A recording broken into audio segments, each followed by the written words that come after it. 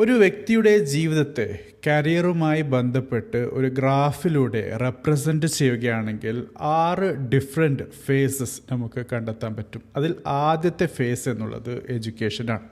So ഇവിടെയാണ് നോളജും basic സ്കിൽസുമൊക്കെ പഠിച്ചെടുക്കുന്നത്. രണ്ടാമത്തെ face എന്നുള്ളത് ജോബ് ഹണ്ടിങ് ആണ്. അതായത് എഡ്യൂക്കേഷനൊക്കെ പഠിച്ചു കഴിഞ്ഞതിന് ശേഷം ഒരു ജോബിലേക്ക് എത്തിച്ചേരുക എന്നുള്ള കാര്യമാണ്. നമുക്കറിയാം എഡ്യൂക്കേഷൻ എന്നുള്ളത് തിയറി ബേസ്ഡാണ്. അതോടൊപ്പം ട്രെയിനിങ് അല്ലെങ്കിൽ പ്രാക്ടിക്കൽ എക്സ്പോഷർ എന്നുള്ളത് എത്ര പറഞ്ഞാലും അതിനൊരു ലിമിറ്റേഷനുണ്ട്. സോ പൂർണ്ണമായിട്ടും നമുക്കൊരു പ്രാക്ടിക്കൽ വേൾഡിലുള്ള സിറ്റുവേഷൻ ഹാൻഡിൽ ചെയ്യാനുള്ള കഴിവൊന്നും എഡ്യൂക്കേഷൻ എന്നുള്ള ആ ഫേസ് ലഭിക്കില്ല. മറിച്ച് ജോബിലാണെങ്കിൽ ഈ രീതിയിലുള്ള പ്രാക്ടിക്കൽ എക്സ്പോഷറും വേണ്ടിവരും. സോ ഈ രണ്ട് കാര്യങ്ങളെയും കൂട്ടി യോജിപ്പിക്കുന്നതാണ് ആ ഒരു ഫസ്റ്റ് ജോബ് ഹണ്ടിങ് എന്നുള്ളത്. അതുകൊണ്ട് തന്നെ ആദ്യത്തെ ജോബ് ലഭിക്കുക എന്നുള്ളത് അത്ര എളുപ്പമുള്ള കാര്യമൊന്നുമല്ല. വളരെ കൃത്യമായിട്ടും വളരെ നല്ല രീതിയിൽ ബുദ്ധിമുട്ടിയുമാണ് ജോബ് ലഭിക്കുന്നത്. സോ ഇവിടെ ക്യാമ്പസ് പ്ലേസ്മെൻറ്റ്സ്, ഔട്ട്സൈഡ് ഏജൻസികൾ വഴി ജോബ് ലഭിക്കാനുള്ള സാഹചര്യം, സർട്ടിഫിക്കേഷൻ ഡിപ്ലോമ കോഴ്സുകൾ ചെയ്യുന്നതിൽ കൂടി അങ്ങനെയുള്ള ഏജൻസികൾ വഴി പ്ലേസ്മെൻറ്റ് സർവീസുകൾ അല്ലെങ്കിൽ ആ രീതിയിൽ ജോബിലെത്താനുള്ള സാഹചര്യങ്ങൾ, അങ്ങനെ പല കാര്യങ്ങളും even at your individual level job സെർച്ചിലൊക്കെ പോകേണ്ടതായിട്ടുണ്ട്. സോ അങ്ങനെ പല കാര്യങ്ങളും കടമ്പകളുമൊക്കെ കടന്നിട്ടാണ് ആ ആദ്യത്തെ ജോബിലേക്ക് എത്തുന്നത്. സോ ആദ്യത്തെ ഫേസായ എഡ്യൂക്കേഷൻ കഴിഞ്ഞു. രണ്ടാമത്തെ ഡിഫിക്കൽട്ട് ഫേസായ job hunting, getting the first job കഴിഞ്ഞു. പിന്നീട് വരുന്നതാണ് യുവർ ഫസ്റ്റ് ജോബ് എന്നുള്ളത്. സോ ഈ ആദ്യത്തെ ജോബ് എന്നുള്ളത് എല്ലായ്പ്പോഴും നിങ്ങളുടെ ഡ്രീം ജോബ് ആയിരിക്കുകയില്ല. സോ നിങ്ങൾക്ക് ഇഷ്ടപ്പെട്ട ഒരു ജോബ് ലഭിക്കുക എന്നുള്ളത് എപ്പോഴും അത് ലഭിക്കണമെന്നില്ല. എല്ലാവർക്കും ആ ഒരു കാര്യം അറ്റൈൻ ചെയ്യാൻ പറ്റണം എന്ന് നിർബന്ധമില്ല.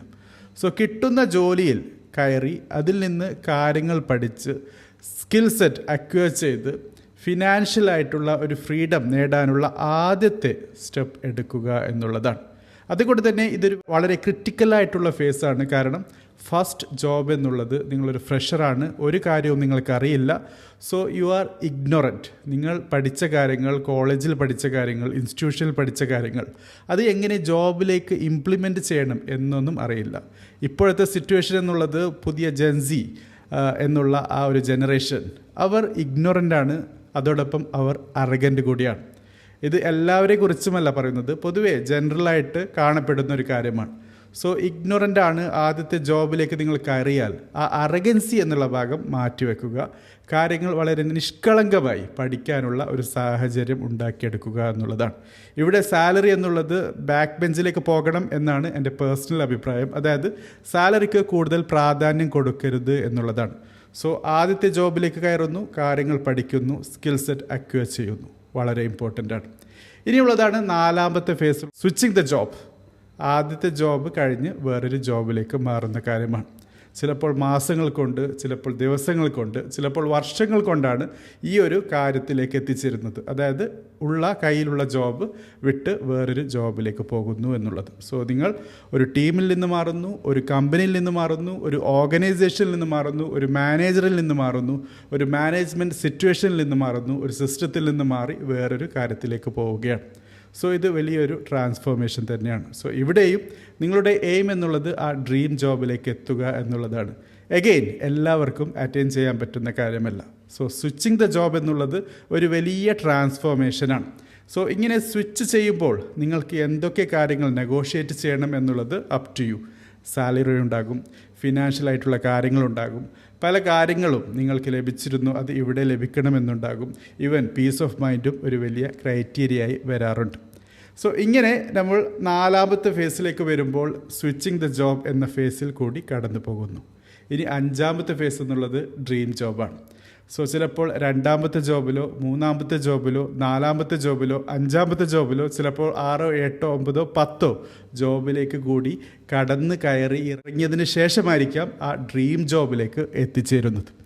സോ ആ ഡ്രീം ജോബിൽ എത്തിച്ചേരുന്നതോടുകൂടി നിങ്ങൾ ഇഷ്ടപ്പെട്ട കാര്യങ്ങൾ നിങ്ങളുടേതായ ആ ഒരു കമാൻഡിങ് പവറിൽ ചെയ്യാനുള്ള ഒരു സാഹചര്യം ലഭിക്കുന്നു എന്നുള്ളതാണ്. അതുകൊണ്ട് തന്നെ വലിയ ബുദ്ധിമുട്ടില്ലാതെ നിങ്ങൾക്ക് ആ ജോബിൽ കൂടി മുന്നോട്ട് പോകാൻ പറ്റുന്നു. നിങ്ങളുടെ കരിയർ ഗ്രാഫ് മുന്നോട്ട് കൊണ്ടുപോകാൻ പറ്റുന്നു. പല കൂട്ടുകാർക്കും even in there entire career ഈ ഡ്രീം ജോബിൽ എത്തിച്ചേരാനും പറ്റില്ല. സോ ഈ 5th ഫേസ് എന്നുള്ളത് എല്ലാവർക്കും അറ്റൈൻ ചെയ്യാൻ പറ്റുന്ന കാര്യമല്ല. ഇനി 6ാമത്തെ കാര്യം ശ്രദ്ധിക്കാം, വളരെ ഇമ്പോർട്ടൻ്റ് ആണ്. അതായത് റിട്ടയർമെൻറ്റ് എന്നുള്ളതാണ്. അതായത് ഈ ആക്റ്റീവായിട്ടുള്ള ജോബിൽ നിന്ന് ആ ഒരു സിറ്റുവേഷനിൽ നിന്ന് മാറുന്ന സാഹചര്യമാണ്. സോ റിട്ടയർമെൻറ്റ് എന്നുള്ളത് എല്ലാവരുടെ കാര്യത്തിലും വരും. പലപ്പോഴും ഏജുമായി ബന്ധപ്പെട്ട് ആരോഗ്യവുമായി ബന്ധപ്പെട്ട് അങ്ങനെ പല കാര്യങ്ങളും ലിമിറ്റേഷൻ വരുമ്പോഴാണ് ഇങ്ങനെ ആക്റ്റീവായിട്ടുള്ള ഒരു ജോബ് പ്രൊഫൈൽ വിട്ട് മാറി നിൽക്കുന്ന ഒരു അവസ്ഥയിലേക്ക് വരുന്നത്. സോ ഈ ഒരു കാര്യവും പ്രത്യേകം ശ്രദ്ധിക്കുക.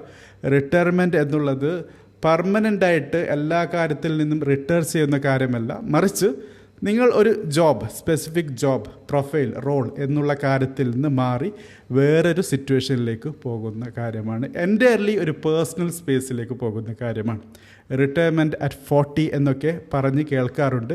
Even at the early age 25ലും 30സിലുമൊക്കെ റിട്ടയർ ചെയ്യുന്ന ആൾക്കാരുണ്ട്. ഇതിനർത്ഥം ഈ ഒരു പ്രായം കഴിഞ്ഞാൽ അവർ ജോലിയൊന്നും ചെയ്യാതെ വീട്ടിൽ ചുമ്മാ കുത്തിയിരിക്കും എന്നുള്ളതല്ല, മറിച്ച് അവരുടെ ആക്റ്റീവായിട്ടുള്ള ലൈഫ് എന്നുള്ളത് ഒരു എംപ്ലോയി ആയി മാറി ജോലി ചെയ്ത് മുന്നോട്ട് നീക്കുന്നതിന് പകരം ഒരു ഓൺട്രപ്രണർ ആകുന്നു, ഒരു ഇൻവെസ്റ്റർ ആകുന്നു. അങ്ങനെ കുറേ കൂടി ബ്രോഡായിട്ടുള്ള ഒരു ലൈഫിലേക്ക് മാറിപ്പോകുന്നു എന്നുള്ളതാണ്. സോ ഈ 6 ഫേസിൽ കൂടി എല്ലാവരും കടന്നു പോകും. 5th ഫേസ് എന്നുള്ളത് എല്ലാവർക്കും ലഭിക്കുന്ന ഒരു ഭാഗ്യമല്ല. ലഭിച്ചവർ തീർച്ചയായിട്ടും ഗ്രേറ്റ്ഫുൾ ആയിരിക്കണം. സോ തീർച്ചയായിട്ടും നിങ്ങൾ വീഡിയോ കാണുകയാണെങ്കിൽ പറയുക ഏത് ഫേസ് ഓഫ് ലൈഫിലാണ് നിങ്ങളുള്ളത്.